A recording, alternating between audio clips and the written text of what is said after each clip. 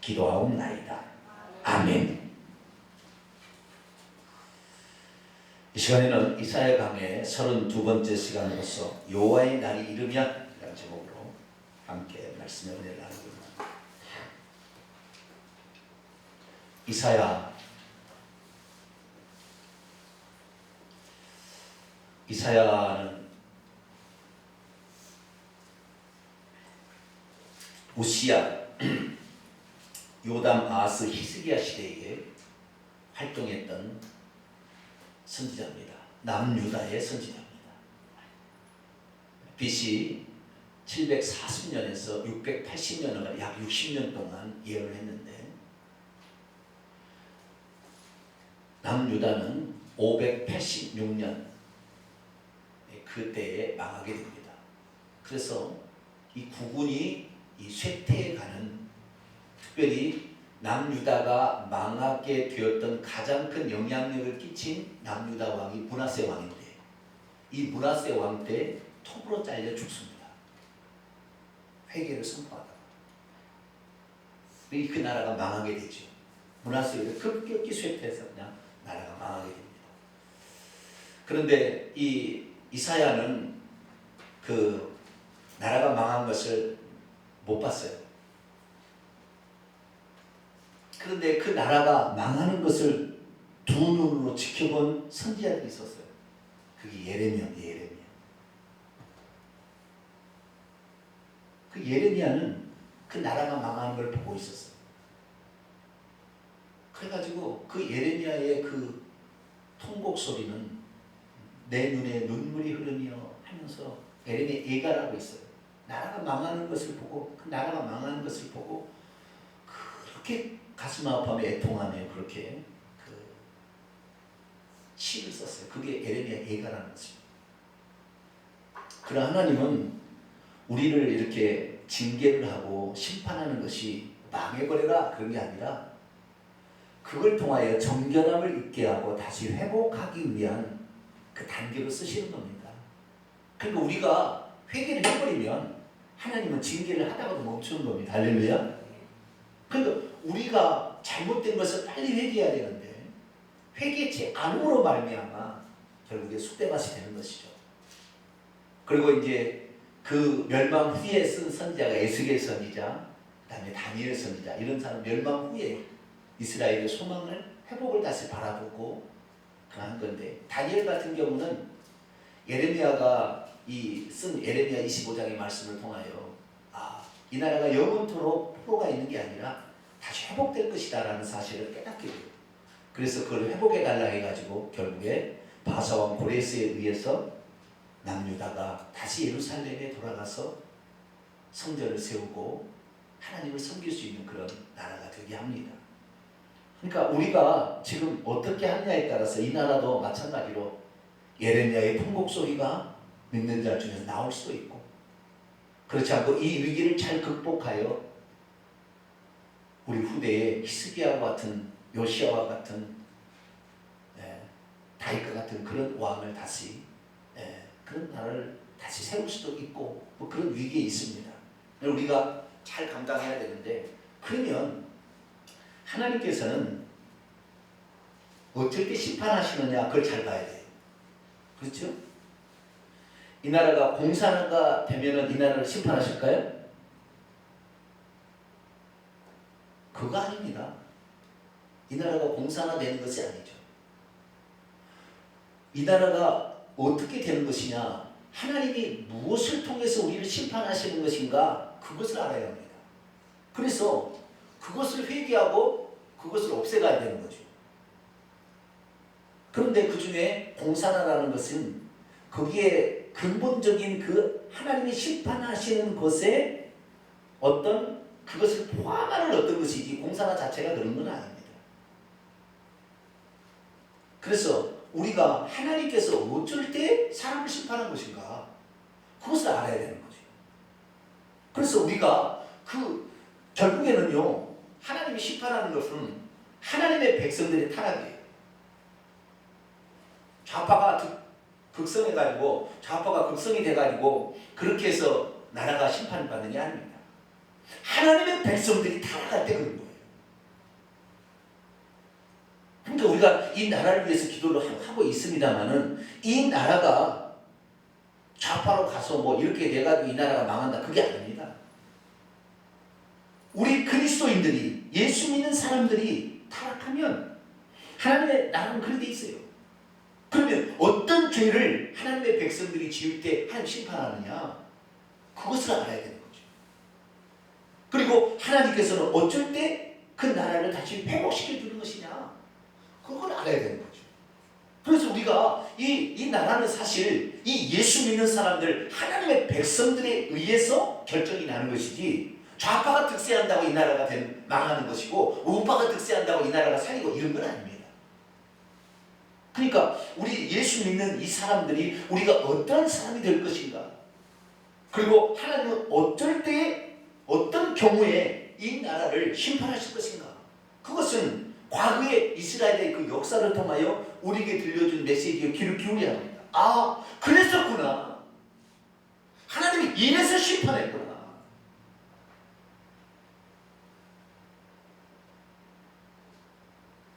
그래서 오늘 이 시간에는 하나님께서 어느 때 심판하시는 것인가, 그 부분에 관하여 좀 우리가 얘기를 드려야 되겠고요. 결론적으로 먼저 말씀을 드리고 좀 얘기를 해볼까 합니다. 결론적으로 말씀을 드리자면, 하나님이 심판하는 것은 하나님의 백성들의 타락으로 심판하는 것이고, 하나님의 백성들의 타락의 가장 중요한 요점은 우상숭배입니다. 우상숭배. 그래서 그 우상숭배로 결국에 나라가 타락하게 되고 하나님이 심판하게 되는데, 그럼 왜 우상숭배를 하느냐, 그 이유를 알아야 될 거 아니에요. 그죠? 그 우상숭배를 하나님의 백성이 되었음에도 불구하고 하나님을 버리고 우상을 숭배하는 5가지 요인이 있어요. 왜 하나님 백성들이 우상을 숭배하는가? 5가지 요인인데 그 중에서 오늘 한 가지 요인이 나옵니다. 본문에. 아, 사람이 왜 우상을 숭배하는 것일까? 이 이유가 나와요. 우리 이것을 정확히 또 오늘 알아야 되는데요. 제가 지금 새벽 기도의 시간에 이 문제를 집중해서 말씀하고 있습니다. 지난 주일날 오후 찬양 예배 때 제가 이 부분에 관하여 얘기를 못했습니다. 다 준비가 안 돼서. 제가 성경을 찾아보니까요, 성경이 아니라 인터넷이나 이런 자료를 다 찾아보니까요, 하나님이 왜 우상 숭배를 하지 말라고 했는가, 우상 숭배의 금지 이유에 관한 그런 자료는 많아요. 왜 우상 숭배하지 말라고 했는지 그 이유에 대해. 근데 이스라엘 백성이 그럼에도 불구하고 왜 우상 숭배를 했는지에 관하여는 자료가 거의 없어요. 아무리 뒤져봐도. 왜 우상 숭배를 하지 말라고 했는데도 왜 우상 숭배를 했는가? 거꾸로 좀 이렇게 뭡니까 생각의 전환을 제가 한번 해봤거든요. 그리고 그 답을 내기가 쉽지 않더라고요. 근데 성경을 다 찾아보고 이렇게 묵상을 해보니까 한 5가지 요인이 나와요. 그 중에 첫 번째 요인이 지난 주일날에 낮에 했던 북이스라엘의 패망, 그 패망을 바라보고 호세아가 외쳤던 그 말은 하나님을 잘 몰라서 그런 거예요. 하나님이 누군지를 잘 몰라요. 그러니까 하나님이 아닌 것인데 하나님으로 알고 섬기는 거예요. 자기가 하나님이 이럴 것이다 라고 정해가지고 그 패턴에서 하나님을 섬기는 거예요. 근데 하나님은 그게 아니에요. 그러니까 결국 그것이 우상인 거죠. 쉬운 예로 그런 거예요. 내가 하나님을 잘 섬기는 게 뭐냐? 내가 하나님이 잘 섬기는, 하나님께 복을 받고 하나님 잘 섬기려면 내가 예물을 잘 드려야 되겠다. 헌금을 잘 해야 되겠다. 그리고 헌금을 잘 드리게 되면 내가 하나님을 잘 섬기는 것이고 하나님 내게 복을 주는 것이다 생각하고 헌금을 잘 드리는데, 그것이 포인트가 아닙니다. 하나님이 헌금 없어서 헌금 가져오라는 분이 아니거든요. 그게 아닙니다. 그게 하나님에 대해서 정확히 알고, 하나님은 무엇을 원하시고 무엇을 좋아하시고 무엇을 싫어하시고 이것을 알아야 되는 거죠. 그래서 성경에 기록되어 있는 이스라엘 백성의 역사와 개인의 역사를 통하여 하나님은 이런 분이라는 것을 알고 그분의 마음과 뜻을 알아서 갈아야 되는 거죠. 번제와 제사를 드리는 것보다 내가 하나님을 아는 것을 원한다. 하나님이 누군지 알고 섬겨야지. 하나님이 누군지를 모르고 섬기니까 하나님이라고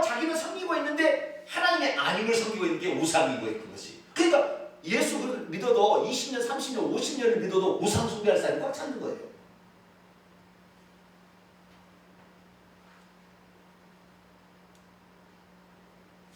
나름대로 하나님은 이렇게 섬기는 것이다. 잘 나름대로 정하는 거예요. 근데 그게 아니라 하나님은 그게 아닌데 하나님께서 진짜 바라시는 것이 무엇인지를 찾아보고 힘써 여호와를 알아서 하나님은 이것을 원하시는구나 라고 그것을 찾아가야 되는데 그렇지 아니하고 하나님은 그러니까 그것은 어디 성경에 기록되어 있잖아요. 성경 말씀은 멀리하고 누가 하는 잘못된 가르침이 진짜인 줄 그걸 따라가는 거죠. 너 복 받으려면 헌금 열심히 해라. 너 복 받으려면 새벽기도 작정기도 해라. 뭐 이런 식이죠. 그런데 어느 종교도 연보를 내라, 기도하라 이런 것이 없는 종교가 어디 있어요? 다 그렇게 하라고 그러지. 그게 본질은 아니죠. 그러니까. 그런데 그런 식으로 가르치는 주의 종의 잘못된 가르침. 북이스라엘에 율법책이 없어서 제사장 일반 평민이 되었기 때문에 일반 평민이 그 제사장 노릇을 하는데 제사장 노릇으로 안 되니까 뭐예요? 뒷돈으로 이렇게 하기 위해서 이 제사장이 다 타락해가지고 돈 목적으로 적당하게 가르치고 적당히 죄도 책망하지 않아요. 적당히 이렇게 하는 거죠. 그것을 집단적으로 따라가는 거죠. 같이 나가는 것입니다. 같이. 그래서 이 첫 번째 요는 하나님을 제대로 모르고 하나님을 섬기는데 그 하나님은 하나님이 아닌 거죠. 요즘에 이 기독교인들 이 개신교 가운데 그건 뭐냐면 신사도와 빈자드예요. 그것이. 왜? 성령 하나님이 그거라고 섬기는데 귀신을 섬기고 있거든요. 전부 귀신이 장난치는 것을 성령의 역사라고 표현하고 그것을 하나님의 역사라고 찬양하고 있거든요. 같이 나가는 거예요. 이 하나님을 누군지를 알아야 되는데 성령이 누군지를 알아야 되는 건데 성령이 예수님 말고 또 다른 어떤 존재를 세 번째 하나님을 알아야 된다고 이렇게 거기를 찾아가고 있으니 이게 하나님은 홀로 유일하신 하나님. 할렐루야. 하나님은 홀로 한 분이세요. 그분이 구약의 여호와이셨고 그분이 육신 입고 예수님 오셨어요. 그분이 보낸 영이 성령이에요. 그런데 하나님을 모르니까 오늘도 내가 보혜사 성령이라고 따라가는 이단까지 생기는 거예요. 이만희가 생기는 것이고 안상홍이가 생기는 것이고 내가 하나님을 이렇게 하니까 하나님을 모르니까 그분이 하나님이라고 하는데요. 자기만 안 돼요. 그 이름이 이마에 써졌는데 자기밖에 아는 자가 없다. 그래서 나만 이만희가 하나님으로 알고 있어. 나는 뿌듯해. 나는 이제 구원 받아. 이런 식으로 하나님을 모르니까 인간 피조물을 하나님으로 따라가는 이런 어리석음을 범한다 이거죠. 우리는 힘써 하나님을 알게 되기를 축원합니다. 이 첫 번째 요인이니까 오늘 두 번째 요인이 나옵니다. 본문에. 왜 이스라엘 백성이 하나님의 백성이 되었음에도 불구하고 우상을 숭배하게 된 것인가? 그 이유가 오늘 두 번째 이유가 나와요. 오늘 이걸 정확히 알고 이걸 모르면 우리도 우상 숭배하다가 나라 망하고 지옥 가는 것입니다. 이것을 잘 캐치할 수 있게 되길 바랍니다. 그래서 이 하나님께서 이스라엘 백성들을 향하여 선자를 보내가지고 너희들이 잘못된 길 가면 안 된다. 그것을 이제 회개하기 위해서 이사야 선자를 보냈죠. 그 선자는 크게 두 가지를 했다고 그랬죠. 하나는 죄를 책망해서 회개케 하는 사역과 하나는 그럼에도 불구하고 이 죄를 위해서 하나님이 아들을 보내서 하나님 메시아를 보내가지고 우리를 구원하시는 역사가 있으니 너가 그 메시아를 믿어야 된다. 그래서 메시아가 누군지에 관하여 예언해주는 한 파트가 있다고 그랬어요. 선자는 크게 두 개 사역하는 하나는 죄를 책망하는 사역과 하나는 뭐예요? 메시아가 누군지를 가르쳐주는 이걸 예언해주는 두 가지 사역이 있어요. 우리가 그동안에 29번에 걸쳐서는 메시아가 누군지에 대해 공부를 했고요. 지지난주부터 우리가 죄를 책망하는 선지자의 사역에 대해 지금 듣고 있습니다. 그래서 우리가 이 책망하는 선지자의 사역에 귀를 기울이지 않으면 우리 망하게 되는 거예요. 우리 망하게 됩니다. 우리나라도 그러니까 이 하나님께서 원하시는 그 뜻을 어기고 다른 길로 가는 것, 그게 핵심은 우상숭배입니다. 우상숭배. 그런데 그 우상숭배가 어떤 요인들이 있는가를 잘 알아서 우리들도 그것을 만약에 모르고 우상숭배를 한다면 틀림없이 우리 망해요. 3, 4대가 저주를 받아요. 기독교인들요, 나이가 들어서 기독교인들이 불치병에 걸렸다, 치매가 걸렸다, 막 이런거든요. 불가능한 일입니다. 그렇게 한 사람은요 철저히 회개해야 되고, 가족은 정말로 그 죄를 회개를 위해서 더 많이 기도해야 돼요. 왜? 틀림없이 우상숭배가 그 핵심이거든요.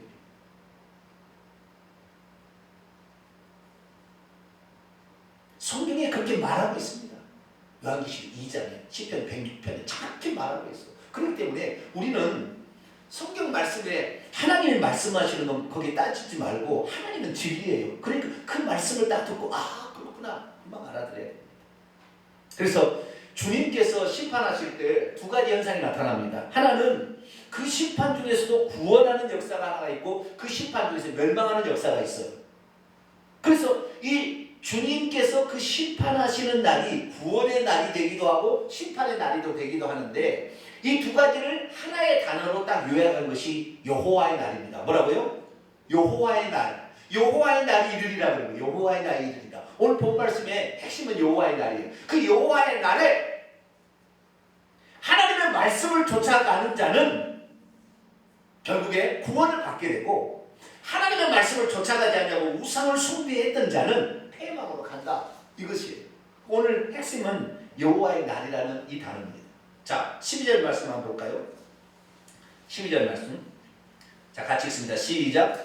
대저 만군의 여호와의 날이 모든 교만한 자와 거만한 자와 자고한 자의 이 말이니 그들이 낮아질. 여호와의 날이 심판의 날입니다.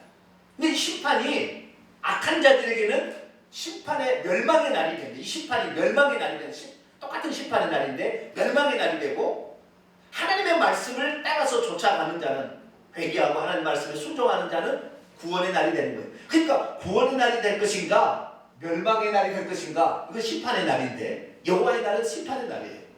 그래서 그 여호와의 날에 관한 이 선지자의 외침이 계속 나옵니다. 그 선지자가 총 6명의 선지자가 여호와의 날을 예언했어요. 몇 명의 선지자요? 6명의 선지자가 여호와의 날을 예언했습니다. 그 중에 맨 처음에 했던 선지자가 이사야입니다. 특히 오늘 이사야 2장 12절에 처음 나옵니다. 여호와의 날이 이 단어가. 그리고 그 다음부터 수두룩하게 나올 때가 있어요. 요엘서 가면은 어마어마하게 나옵니다. 그래서 이사야, 에스겔, 요엘, 아모스, 스바냐, 스가랴, 이 5명의 선지자가 여호와의 날에 관한 예언을 합니다. 예언을 하는데 그 예언이 가장 이사야에서도 여호와의 날이 또 뒤부터 나오거든요. 나오기는 나오나 이 여호와의 날에 관하여 통전한 아픔으로 여호와의 날을 표현하고 있는 것이 요엘이에요. 요엘. 그래서 그 여호와의 날은 뭐냐? 심판의 날이라는 거예요. 심판의 날. 그 심판의 날에 너가 구원을 받을 거냐? 너가 파멸을 당할 거냐? 여기에 네가 마음을 써라. 너가 신경을 써라. 그렇지 않으면 통곡의 날이 될 수 있다. 그래서 통장하게 표현하고 있어요. 요엘서. 그래서 이 요엘서를 우리가 좀 봐야 되는데요. 우선 요엘서를 한번 읽어볼까요? 여호와의 날에 관한 기본적인 이해를 좀 해볼까요? 그러니까 여호와의 날의 완성품은 요엘서에 나온다고 해도 됩니다. 요엘서 1장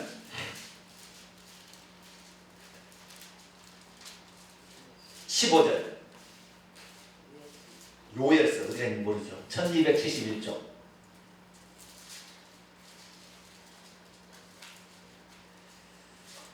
요엘서 1장 15절입니다. 요엘서 1장 15절 읽습니다. 시작. 슬프다 그날이여 여호와의 날이 가까웠나니 곧 멸망같이 전능자에게로부터 이르리라. 이 날이 여호와의 날에 관한 묘사는 대부분 상당히 부정적입니다. 왜냐하면 인간이 우상숭배로 멸망을 받을 것이 뻔하기 때문에 상당히 부정적으로 표현이 됩니다. 그런데 이 통전한 아픔을, 그 멸망을 당하지 않기 위해서 어떻게 해야 되느냐가 요엘서가 말하는 거예요. 자, 2장 1절을 볼까요? 2장 1절 읽어볼까요? 시작. 시온에서 나팔을 불며 나의 거룩한 산에서 경보의 소리를 질러 이 땅 주민들로 다 떨게 하지니 이는 여호와의 날이 이르게 됨이니라. 이제 임박하였으니 2절 곧 어둡고 캄캄한 날이요 짙은 구름이 덮인 날이라. 새벽빛이 산 꼭대기에 덮인 것 같으니 이는 많고 강한 백성이 이르렀음이라. 이와 같이 같은 것이 옛날에도 없었고 이후에 대대도 없으리로다. 아멘. 이게 무슨 말입니까? 강한 백성이 이스라엘을 침범해서 이스라엘을 완전히 파멸시키는 그런 날이 올 것이다. 자, 2장으로 좀 더 가봅시다. 2장 10절부터 13절이 이 여호와의 날이 구원날이 되게 하기 위한 가장 중요한 핵심 메시지가 여기 있어요. 10절부터 13절인데요. 같이 읽어볼까요? 시작. 그 앞에서 땅이 진동하며 하늘이 떨며 해와 달이 캄캄하며 별들이 빛을 거두더라. 하늘이 떨며 해와 달이 캄캄해지고 별들이 빛을 거둔다. 이게 무슨 말입니까? 뭐 일시월시 일어난다는 거잖아요. 주님께서 오시기 직전에, 재림하시기 직전에도 이런 일이 있을 거라고 예수님께서 예언하셨습니다. 자, 마태복음 24장. 그러니까 여호와의 날이라는 것은 하나님이 심판하는 날인데, 신약의 요한복음에 보면 아들에게 심판의 권한을 맡겼어요. 인자가 됨으로 말미암아. 그래서 예수님이 심판하는 날인데, 그 심판하는 날은 재림으로 심판합니다. 자, 마태복음 24장 29절 읽습니다. 시작. 그날 환난 후에 즉시 해가 어두워지며 달이 빛을 내지 아니하며 별들이 하늘에서 떨어지며 하늘의 권능들이 흔들리리라. 하늘의 권능들이 흔들리리라. 이건 상당히 의미심장한 말이죠. 단순한 그냥 하늘의 권능들이란 능력들이란, 하늘의 능력들이 뭐예요? 그 별들은 아니죠. 천사들에 관한 이야기입니다. 네. 계속 보면은 30절. 그때 인자의 징조가 하늘에서 보이겠고 그때 땅의 모든 족속이 통곡할 것이다. 왜? 그날을 준비하지 않았거든. 그날이 멸망의 날이 될 거거든. 다시 요엘서 들어와서요. 2장 11절 1271쪽 요엘서 2장 11절 여호와께서 그의 군대 앞에서 소리를 지르시고 그의 진영은 심히 크고 그의 명령을 행하는 자는 강하니 여호와의 날이 크고 심히 두렵도다. 당할 자가 누구이랴. 12절 13절 읽습니다. 시작. 여호와의 말씀에 너희는 이제라도 금식하며 울며 애통하며 마음을 다하여 내게로 돌아오라 하셨나니 너희는 옷을 찢지 말고 마음을 찢고 너희 하나님 여호와께로 돌아올지어다. 그는 의로우시며 자비로우시며 노하기를 더디하시며 인애가 크시사 뜻을 돌이켜 재앙을 내리지 아니하시나니. 아멘. 우상 숭배의 죄를 회개하라는 거예요. 근데 우리가 오늘날의 우상 숭배를 단순하게 뭐 신을 만들어 놓고 조각했고 거기에 또 불상을 만들어 절하는 거 우상 숭배라고 하는데 그게 아니에요. 우리 예수 믿는 사람도 우상 숭배적으로 하나님을 섬기는 사람이 꽉 찼어요. 그리고 예수님께서 신약에 들어와서는, 구약에는 반드시 보이는 형상을 우상 숭배라고 했지만 신약에 들어와서는 골로새 3장 5절에 탐심 우상 숭배고, 마태복음 산상수훈에 보게 되면 재물과 하나님을 겸하여 섬길 수 없다. 이것을 중히 여기면 저것을 경히 여길 수밖에 없지 않냐. 재물도 돈도 우상이라고 그렇게 예수님이 얘기하셨다 이 말이에요. 그러니까 오늘날에 우리가 지옥 가는 것은요 결국에 우상 숭배로 가는 거예요. 그러니 이 계명을 우상 숭배로 하나님이 하지 말라고 그랬겠죠. 가장 중요한 거. 수도예배 장로예배는 약과예요. 이건 그렇게 뭐 체제로서는, 시스템으로서는 이것이 교회적으로 문제가 되겠지만 이건 아무것도 아니에요. 그래서 우리가 하나님이 아닌 것을 하나님으로 알고 섬기는 이것을 날마다 빼내야 되는 거예요. 이걸 빼내야 되는 거예요. 그렇지 않으면 하나님이 아닌 것을 하나님으로 섬기는 것을 가장 싫어하는 거예요. 하나님은요 정조를 지키는 걸 원해요. 뭘 지키는 걸 원해요? 정조, 지조를 지키는 거예요. 호세아서에 나옵니다. 정조를 지키지 않았다. 이 결혼이라는 관계로 표현하기 때문에 하나님은 하나님의 백성이 하나님을 믿는 것을 하나님하고 결혼하는 관계로 표현합니다. 그런데 다른 여자에게 가 있으면 안 되는 거죠. 마음이. 그래서 이게 안 되는 것입니다. 그래서 우리가 이제 이런 여호와의 날이 심판의 날인데 이 심판의 날에 파멸의 날이 될 거냐, 슬픔과 통곡의 날이 될 거냐, 아니면 구원의 날이 될 거냐는 우리가 정하는 것입니다. 우리가. 다른 게 정한 게 아니라.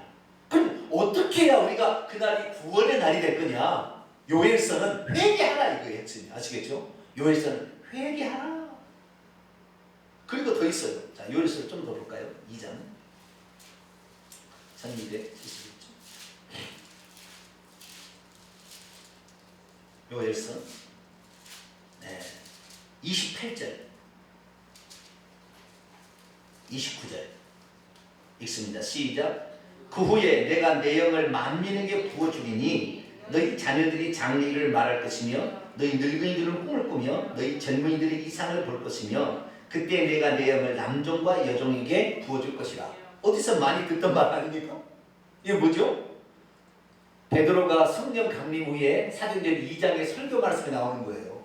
자, 사도행전 2장을 볼까요? 이걸 인용해서 말하는 거예요. 사도행전 2장. 똑같은 여호와의 날인데 어떤 사람에게는 구원의 날이 되고 어떤 사람에게는 파멸의 날이 되는 거죠. 자, 2장 17절입니다. 16절부터 사도행전 2장 16절, 17절, 18절까지 읽어볼까요? 시작. 이는 곧 선지자 요엘을 통하여 말씀하신 것이니 이르시되 하나님이 말씀하시기를 말세에 내가 내 영을 모든 육체에 부어주리니 너희 자녀들은 예언할 것이요 너희 젊은이들은 환상을 보고 너희 늙은이들은 꿈을 꾸리라. 그때 내가 내 영을 내 남종과 여종에 부어주리니 그들이 예언할 것이요. 한 구절 더 있죠. 또 내가 위로 하늘에서는 기사를 아래로 땅에서는 징조를 베풀리니 곧 피와 불과 연기로다. 피와 불과 연기는 전쟁이 터져가지고 불에 타고 막 피를 흘리고 막 파괴되고 그런 장면이 나오는 거예요. 아시겠죠? 이런 어떤 사람들에게는 파멸의 날이 되기도 하지만 어떤 사람 말세에 하나님의 영. 그러니까요. 여러분 우리가 여호와의 날이 딱 임하기 전에 여호와의 날은 예수님의 재림의 날이 여호와의 날의 완성입니다. 아시겠죠? 그날의 완성이 그날 될 것이고 지금도 여호와의 날이 개인에게는 있을 수 있습니다. 어느 시점 아시겠죠? 여호와의 날이 그 사람에게 있을 수가 있어요. 그런데 어쨌든 궁극적인 완성은 예수 재림이 여호와의 날이 될 건데 그 여호와의 날 때에 어떤 사람이 구원을 얻을 거냐? 그 성령하고 아주 밀접한 관련이 있어요. 구원 얻을 자는. 아시겠죠? 이 성령을 받은 자가 결국에 회개할 것이고 성령을 받은 자가 하나님의 말씀을 따라가고 예수님이 하신 말씀을 따라가게 될 거거든요. 그런데 그렇지 않은 여호와의 날 이마에도 파멸로 가는 자는 계속해서 우상 숭배하고 하나님을 아닌 다른 것을 따라갈 거. 나중에 하나님이 아닌 돈을 따라가고 쾌락을 따라가고 인기를 따라가고 물질을 따라가고 자기의 욕심을 따라가고 자기의 성공욕을 따라가고 이렇게 되는 거죠. 그래서 결국에 파멸의 날과 이렇게 되는 이 모든 것이 다 우상인 것입니다. 결국에. 그래서 우리가 이 두 가지 여호와의 날을 맞이했을 때 우리가 살아있는 존재, 생명을 얻고 구원을 얻으려면 어떻게 해야 될 거냐? 그것이 이사야 2장 1절에서 5절까지 나와 있고요. 파멸로 갈 사람은 6절부터 22절까지 나와 있는 거예요. 자, 이제 이사야로 돌아옵니다. 이사야 2장.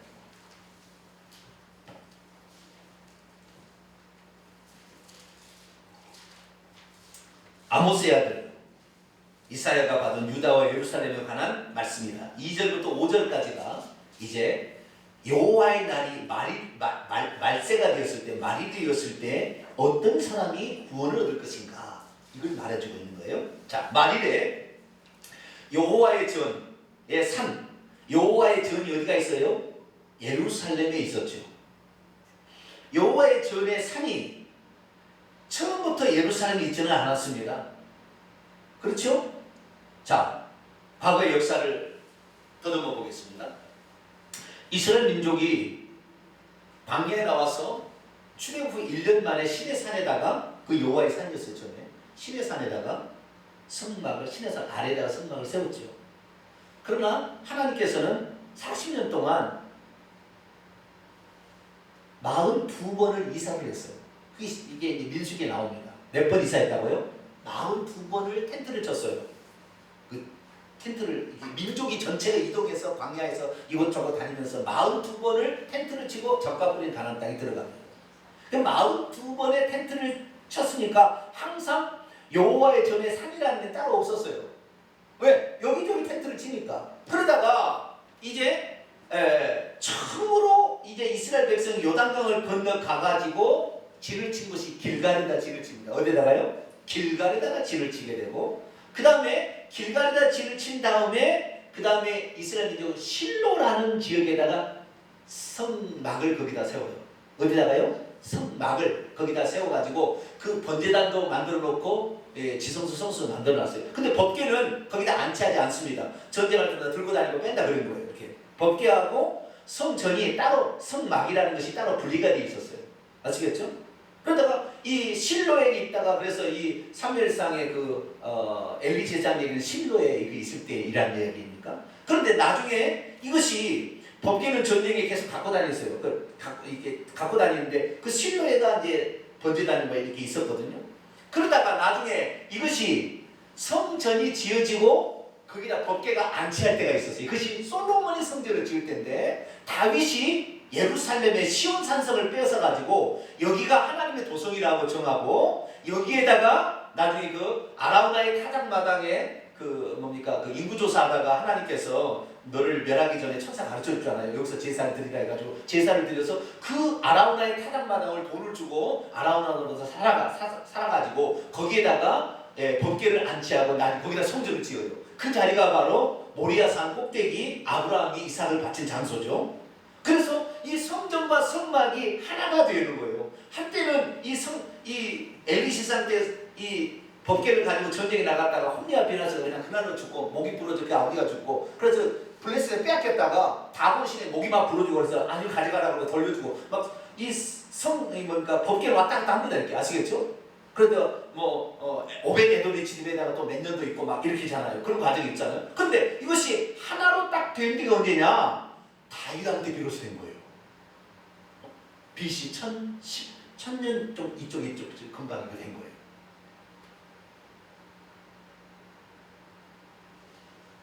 그래서 여호와의 집이라는데, 그들은 성막을 하나님의 집이라고 했는데 이제 완전한 집은 성전이죠. 그래서 이 다윗이 성전을 짓기 전에는 항상 성막의 펄럭이는 휘장 가운데 있었어요. 그러다가 집이 지어졌어요. 성전이 지어져 가지고 그 성전이 있는 산을 시온산이라 하고 거기를 여호와의 산, 하나님의 전의 산이라고 불리게 됩니다. 그러니까 하나님의 전의 산이라고 부르기까지는 상당한 시간이 존재했던 거예요. 그런데 하나님의 전의 산을 누가 찾아냈다고요? 다윗이 찾아냈어요. 아브라함이 제사 지냈던 그 자리를 누가 찾아내요? 다윗. 그래서 마태복음 1장 1절은 아브라함과 다윗의 자손 예수 그리스도의 세계라, 그렇게 얘기합니다. 다시 본문으로 들어옵니다. 여호와의 전의 산 얘기가 나왔습니다. 만일에 여호와의 전의 산이 모든 산꼭대기에 붙게 설 것이요, 예루살렘의 시온산이 높기는 좀 높습니다. 그러나 헐몬산보다 높지 않아요. 그런데 여기 보니까 모든 산꼭대기에 붙게 설 때 모든 작은 산 위에 뛰어나니 만방이 그리로 모여들 것이라. 이것은 영적인 표현입니다. 아시겠죠? 진짜 높아서가 아니라 모든 사람들이 하나님을 섬기기 위해서 그 산으로 온다는 거 아니에요. 그죠? 그런 말이에요. 자, 3절.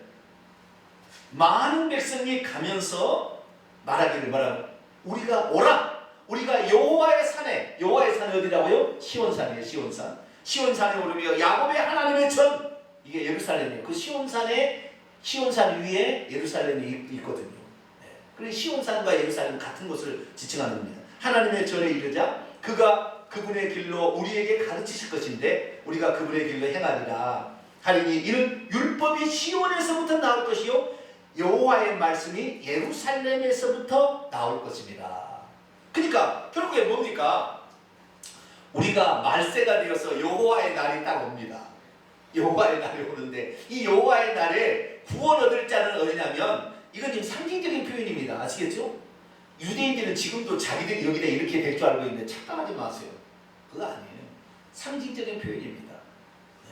자, 어쨌든 이 하나님의 전의 산 예루살렘, 여기가 바로 하나님의 말씀이 나온 것인데, 이 예루살렘에 예수님을 그렇게 지칭하는 것인데, 이 예수님을 믿기 위하여 세상 모든 사람이 예루살렘에 올 거라는 거잖아요.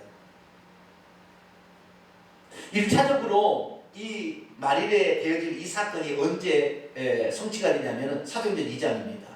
유월절을 지키기 위해서 전 세계 주변 15개 국가의 사람들이 예루살렘에 유월절을 지키러 왔다가 성령을 받고 성령을 받고 드디어 하나님의 모든 경륜을 깨달아요. 아, 하나님께서 우리를 구원하러 예수님으로 오셨구나. 그분이 우리에게 성령을 보내주셨구나. 라는 사실을 깨달아요. 삼일체 하나님에 대한 정확한 인식을 그때 베드로의 설교를 통하여 15개국의 전 세계에 흩어진 사람들이 말일에 모든 민족이 와가지고 그 얘기를 들어요. 그래가지고 그 복음을 전하기 시작합니다. 이것이 화평의 복음이에요. 하나님과 우리 사이의 화평의 복음이요. 더 이상의 전쟁이 필요 없는 그 성령의 통치를 받게 된다고 한다면 더 이상의 악한 영의 지배를 받지 않는 그런 통치가 온다는 거죠. 자, 그래서 4절 그분이 열방 사이에 판단하시며 많은 백성을 판결하시니 무리가 칼을 쳐 보습을 만들고 창을 쳐서 낫을 만들고 이 나라가 저 나라가 다시는 칼을 들고 서로 치지 아니하며 다시는 전쟁을 연습하지 아니하리라. 여러분, 칼과 창은 전쟁하는 무기고요. 보습과 낫은 농기구입니다. 그렇죠? 그러니까 이 백성들이 평소 때는 농기구로 농사를 하다가 전쟁이 나면 전쟁 나갔다는 거예요. 그런데 이렇게 하지 않을 거라는 거죠. 오히려 전쟁에 나갈 무기를 쳐가지고 농기구를 만들어 쓴다는 거예요. 평화의 나라가 도래하는 거죠. 그런데 여러분 마태복음 24 읽어보면은 예수님이 재림할 때까지 평화가 온다고 그랬어요? 첫째 기근과 지진과 나라가 민족이 민족을 인하여 전쟁하리라고 그랬죠. 죽을 때까지. 그러니까 이 성령 강림으로 이 그 성령의 통치를 받게 되면은 평화가 온다는 것은 임시적인 일차적인 그 성취고 완전한 성취는 예수 그리스도의 재림으로 더 이상의 전쟁이 없는. 왜? 악한 자가 완전히 심판받아 끝나버리니까. 그래서 그런 나라가 오는 거예요. 그러면 어떻게 하냐? 예루살렘에 올라가서 여호와의 말씀이 거기에 있다. 이렇게 해서 그 말씀을 찾듯이 예수님이 바로 여호와의 말씀이 육신이 입은 이분이 예수님이잖아요. 예수님이 예루살렘의 그 시온 산성에서 죽을 수밖에 없었던 것은 이것을 예표하는 것입니다. 그러니까 예루살렘이 중요한 게 아니고 시온 산이 중요한 것이 아니라 거기에 법궤가 있었, 법궤, 율법이 거기에 있었다는. 그 법궤가 뭐예요? 내 몸을 헐라 내가 3일 만에 일으키리라. 이렇게 예루살렘 성전을 자기 표현한 예수님이 성전, 예수님 법궤요, 예수님 말씀이에요. 내가 영이요 진리요 법궤예요. 할렐루야. 그러니까 예수님을 붙들어야 된다 그 말이에요. 이것이 상징적으로 표현된 거예요. 그런데 이 유대인들은 지금도 이걸 믿지 않아요. 언젠가 이런 세상에 온대요. 언젠가는 이미 도래해서 영적으로 이미 성령으로 말미암아 어느 정도로 성취되어 있고 예수님이 재림으로 완성이 될 텐데 이걸 못 믿는 거예요. 그래서 이건 다 상징적인 표현입니다. 예, 만방이 그리로 몰려올 것이다. 그 다음에 전쟁이 일어나지 않을 것이다. 그런데 지금 온 세계 사람이 다 예루살렘에 갑니까? 그러지 않아요. 전쟁이 없습니까? 그러지 않아요. 그러니까 상징적인 표현입니다. 그래서 우리가 여호와의 날, 예수 재림의 날이 오기 전에 심판을 받지 않으려면 하나님의 말씀을 붙들어야 돼. 할렐루야. 지금 우리 교회가 하나님의 말씀을 회복하는 거예요. 원점으로 회복하는 거예요. 회개하라. 원점으로 회복하라. 메시아를 믿으라. 신구약 성경이 통일돼서 동일한 주제가 이거잖아요. 구약에도 회개하라. 메시아를 믿으라. 신약에는 뭐예요?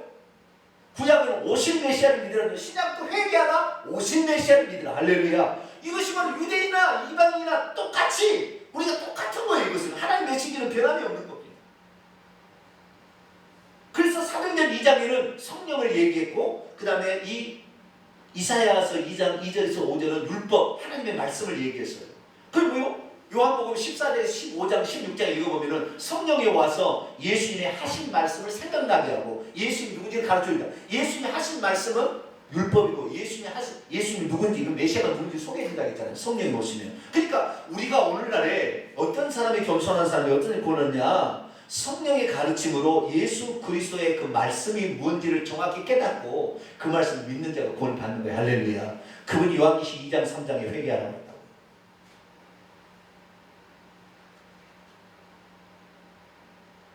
그래서 요일서는 회개하라는 메시지가 통곡하며 말하는 거예요. 네가 여호와 앞에 돌아오라. 마음을 찢고 여호와 앞에 돌아오라. 다른 신은 다 우상이다.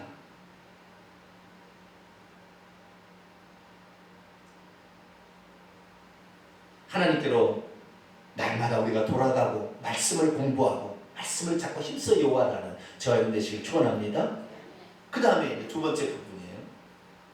5절부터 22절까지인데 여기는 내용은 대동소이한 것입니다.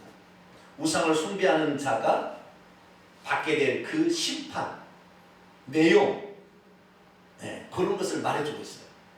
우상 숭배하는 자 어떻게 될 거냐. 그래서 5절은 이제 결론입니다. 앞부분의 결론. 야곱의 우리가 여호와의 빛에 행하자. 그래서 빛이 뭐예요? 하나님이요, 말씀이요, 진리죠. 이런 걸 행하자는 이제 6절부터 이제 20절까지는 이제 반대편입니다. 심판의 날 때 파멸을 당할 사람이 어떤 사람인가를 표현하고 있습니다. 간단히 내가 읽어 설명할게요. 주께서 주의 백성 야곱 족속을 버리셨어요. 버리시게 될 거예요. 왜 그럴까요? 그들이 그들에게서 동방풍속이 가득하대요. 동방풍속이 뭡니까? 자, 이사야 17장을 볼까요?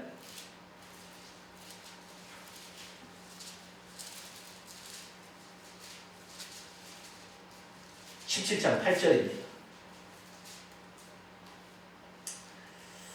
오늘 이 두 파트를 다 하려고 했는데 빨리 끝낼까요? 좀 더 할까요? 네? 대답이 없으시네요. 여기까지만 할까요? 더 해요? 좀 더 나가요? 별로 한 것 같지 않죠? 네? 지금까지 했는데 열심히 했는데 벌써 제가 40분 이상 설교한 거예요. 네. 핵심 포인트가 있어요. 그 핵심 포인트를 놓쳐버리면 열심히 성경 읽어도 별로 재미없다니까요. 그 모르는 거예요. 그 깨닫지 못하는 거예요. 여러분, 성령을 전주하게 되기를 축원합니다. 예수 그리스도를 사랑하고요, 그분을 의지하고 겸손해야만이 말씀도 들어오는 거예요.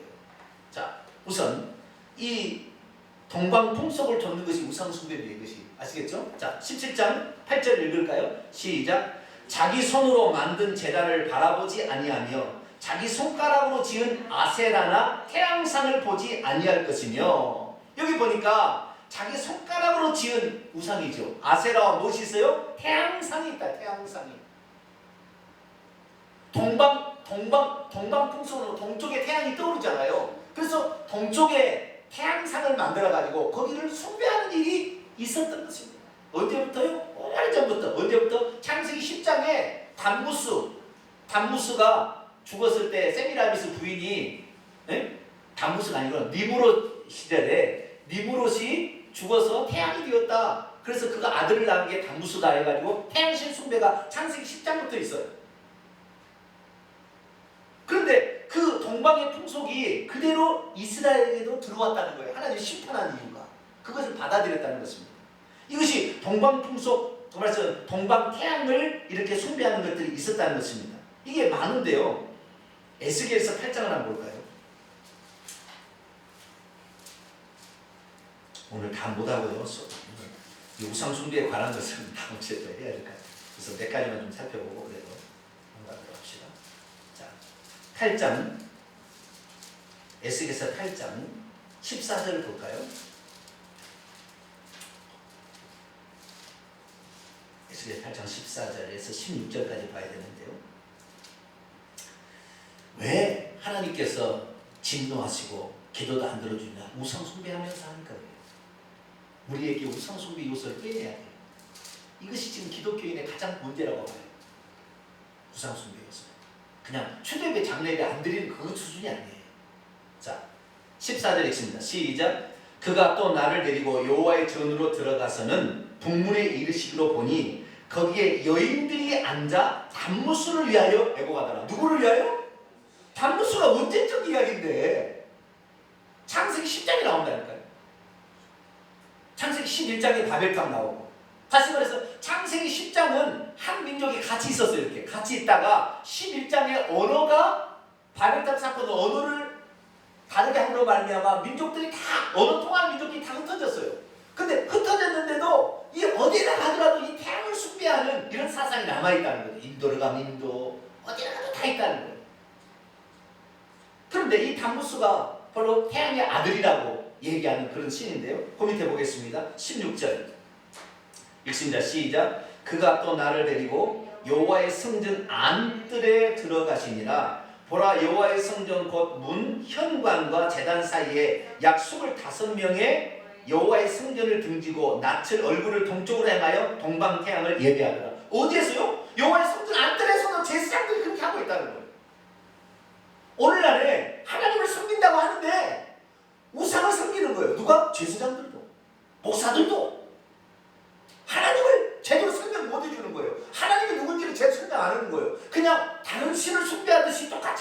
주는 거예요. 그러니까 그것이 하나님이라니 라고 믿는 거죠, 성도들은.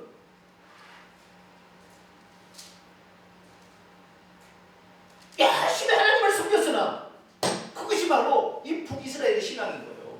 북이스라엘 뭐였어요? 남쪽 예루살렘의 성전에 가서 예배를 드리려니까 북쪽 열지파가 내려갈까봐 여로보암이 가지 마라, 베델과 가느자 제단을 만들어 놓고 송아지를 만들었어요. 그리고 이 송아지가 너희를 애굽 땅에서 인도한 여호와 하나님이라고 그랬어요. 짬뽕이 되면 짬뽕이. 그 순간에 남유다는 그러지 않아요. 끝까지 형상을 안 만들었어요. 남유다 오직 하나님의 형상을 만들지 말라.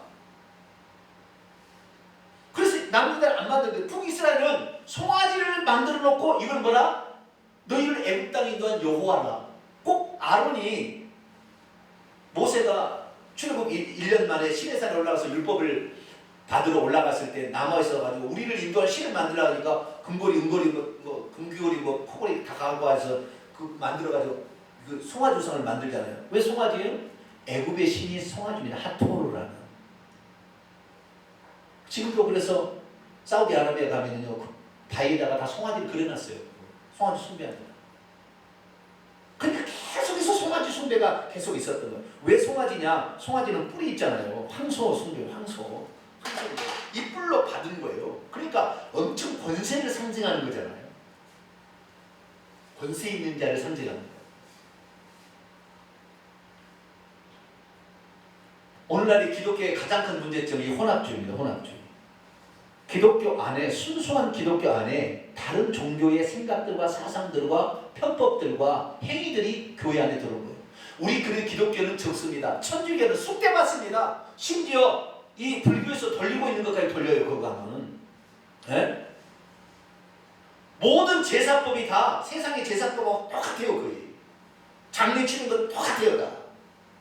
천주교는 아주 우상 숭배가 모든 행위나 그다음에 만든 거예요. 여러분 안 보셨습니다만 교황이 들고 다니는 여러분 들고 다니면 전부 태양 장식돼 있어요. 다. 그걸 들고 다닙니다. 지난번에 교황이 왔을 때 우리 서울의 한복판에 있을 때 거기도 태양 그 모양을 다 그 문양을 다 만들었어요. 거기다가 그 대단에다가 그때 다 태양식 다 숭배하고 다 들어와 있어요. 섞어버리는 거. 여러분은 순수한 신앙이 이걸 축원합니다. 오직 그래서 북이스라엘의 선지자가 5명밖에 없는데 엘리야, 엘리사, 그 다음에 요나, 아모스, 호세야 이 5명밖에 없어요. 북이스라엘 가서 전한 선지자가. 그런데 그 중에서 엘리야 선지자가 바알이 하나님이냐 여호와 하나님이냐 왜 갈멜산에 싸웠겠어요? 신앙이 섞여져 버린 거예요. 바알도 하나님인 것 같고 여호와도 하나님인 것 같고 다 이렇게 북이스라엘은 이미 성전이 없었기 때문에 성전이 섞어져 버려가지고 바알을 여호와로 섬기는 거예요. 아시겠죠? 그러니까 이 바알이 하나님이냐 여호와가 하나님이냐 대결해보자 이렇게 된 거예요.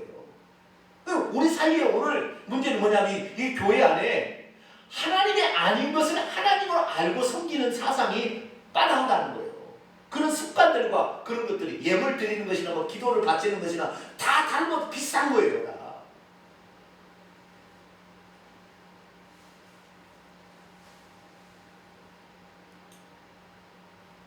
그래서 오늘날 우리가 이 섞여버리는 우상 이거 제거하지 않으면 우리는 반드시 파멸합니다.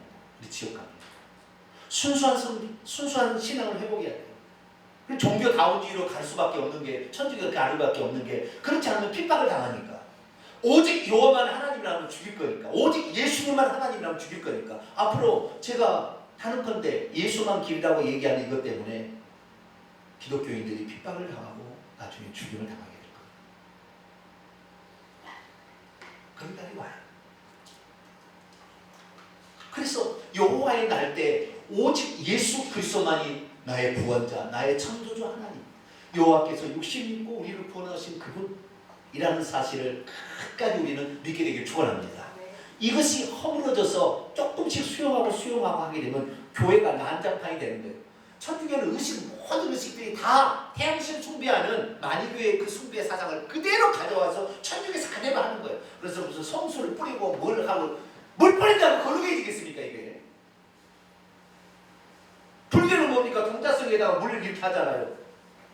그런다고 죄가 씻겨지겠습니까? 동자성에다가 이렇게 물 이게 바가지를 하는 게 아니에요. 다 세례가 우리를 깨끗하게 하는 게 아니라고요. 예수 그리스도의 피가 할렐루야. 그 예수 그리스도의 피가 우리 죄를 쏟아내 그 믿음이 우리를 깨끗게 하는 거죠. 의식을 갖고 거룩하게 되는 거, 천주교는 의식 갖고 뭘 하려고 하는데 의식하고 되는 게 아니에요. 속의 마음이 깨끗하고 이 믿음이 온전히 들어가야 되는 거죠. 이 믿음을 바꿔나가는 것이 오늘날의 우리의 핵심인데 이것을 벗어나기 때문에 예수 그리스도 3, 4대까지 저주가 임하는 거예요. 결국에 지옥 가는 것입니다. 우리는 이걸 고쳐야 돼요. 다음 주에 우상 숭배를 왜 사람이 그래도 할까? 이 문제에 대해 제가 오늘 얘기를 못했습니다. 소름만 꺼내고 얘기를 못했는데 다음 주에 왜 우상 숭배를 사람들이 해가서 결국에 망하게 되는 것인가? 그 이유가 뭔가? 그 위에 하나가 나와요. 다음 주 시간에 계속해서 하도록 하겠습니다. 기도하겠습니다. 거룩하신 하나님, 오늘 우리의 신앙생활에